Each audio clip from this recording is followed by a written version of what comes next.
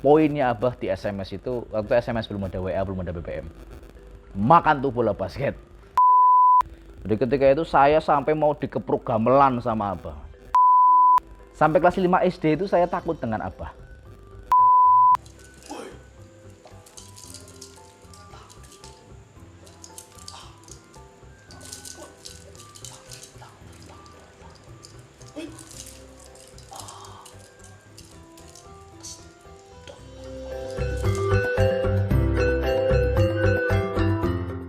Ya, baik. Assalamualaikum warahmatullahi wabarakatuh. Salam budaya. Nama saya Firman Haryo Susilo, tapi nama panggungnya Ki Haryo Susilo. Bahkan ada nama panggung yang diberikan oleh masyarakat, karena waktu itu bilangnya, Mas, untuk menarik penonton pakai Ki Haryo Susmono ya, monggo. Ya akhirnya lebih dikenal Ki Haryo Susmono. Begitu. Usia saya 27 tahun. Saya kelahiran Tegal 6 Juni 1994. Berarti zodiak saya Gemini. Gemini boy, bro. Tuh. Saya anak kedua dari 4 bersaudara. Putra kedua dari almarhum Ki Entus Susmono. Ibu saya bernama Ibu Romiati. Tuh. Pendidikan terakhir saya S1 Sarjana Psikologi di Universitas Muhammadiyah Surakarta, dan aktivitas sekarang ya mendalang.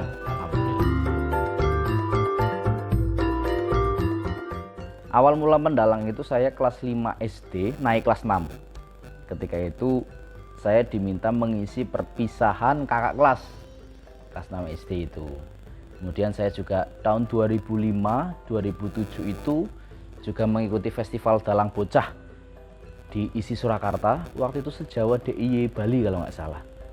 Tuh, itu mulai mendalang pertama kali. Kemudian saya berhenti, bahkan saya sempat fobia wayang waktu itu, karena suatu momen itu ketika saya mendalang dari awal kan bukan Abah langsung yang mendidik saya, tapi ada pelatih. Karena Abah Antus waktu itu bilang sendiri ke saya kalau Abah itu nggak telaten kalau didik anak. Karena ya kita tahu semua, para seniman-seniman di dunia pedalangan tahu semua sosok Abah Antus itu sangat disiplin dan profesional ketika proses dalam pementasan. Jadi latihan itu ya tegas. Nah, Abah nggak telatennya di situ, gampang marahin anak. Terjadi ketika waktu itu saya kan pasca perceraian Abah dan Ibu, saya ikut ibu kandung saya. Kemudian saya punya kegiatan sendiri di sekolah, Mas. Ketika itu saya basket, ingat sekali. Basket saya cedera. Dan ternyata Abah di Sanggar itu sudah ngumpulin teman-teman Satria Laras untuk latihan dalang pentas haul acara Simbah. Haulnya Simbah waktu itu. Saya cedera waktu itu dan saya berdebat akhirnya dengan Abah. Bahkan poinnya Abah di SMS itu, waktu SMS belum ada WA, belum ada BBM, makan tuh bola basket. Sampai seperti itu. Akhirnya saya terpaksa lari ke Sanggar latihan, itu Abah langsung turun tangan. Saya digembleng, dan memang seperti ini, kalau psikologi saya memang kalau dimarahin Abah sedikit itu saya langsung down. Ya karena saya lama hidup dengan ibu, jadi sudah terbiasa dengan kemarahan ibu lah. Ya seperti itu psikologisnya.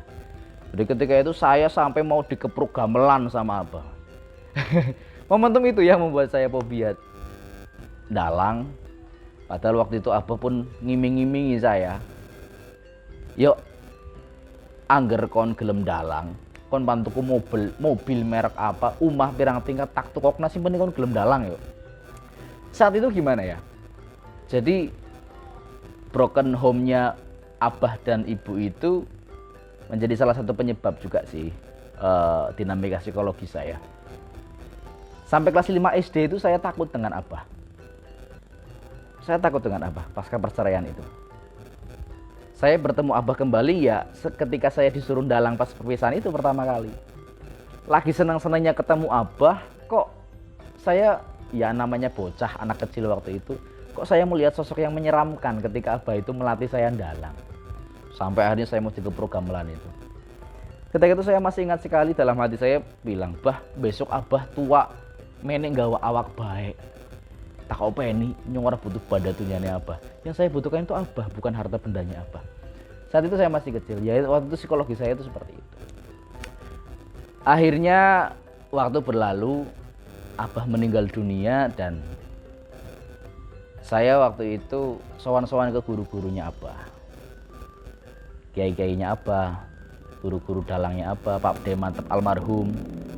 Saya pun berkonsultasi ke sana, yang akhirnya dalam pembahasan itu saya memutuskan untuk mendalang lagi. Saya itu 4 tahun kuliah di psikologi, mengambil psikologi industri organisasi. Cita-cita saya adalah bekerja di salah satu BUMN yang paling terkenal di Indonesia, yaitu di Pertamina. Ketika lulus tahun 2017 dengan IPK 3,78, lumayan. Kumlajon. Nah, saya lulus kuliah, saya buka warteg, Mas. Motivasi saya kenapa buka warteg, saya terinspirasi dari program spiritual company milik Om Jody Brotosuseno, pemilik warung Steak and Shake.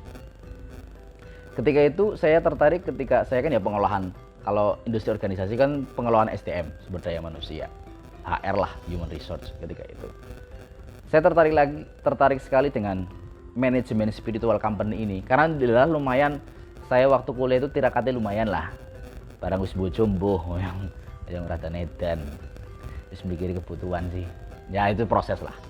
Ketika itu saya tertarik sekali dengan spiritual company-nya Om Jody Brotosuseno. Jadi karyawan warung Steak and Shake itu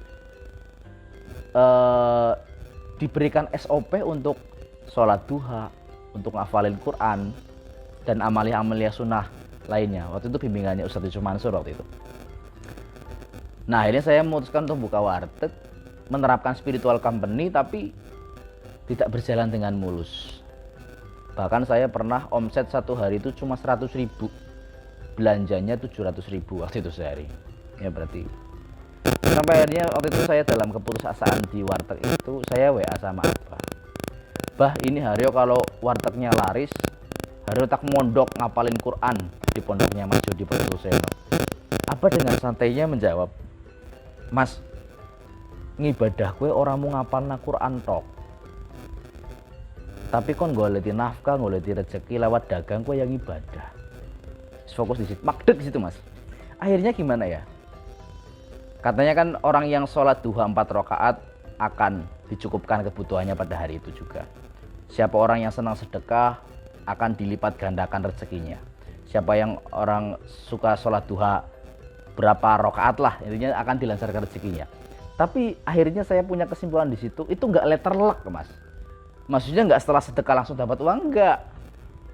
Ya ketika itu saya ya saking baru pertama kali mendapatkan ilmu itu.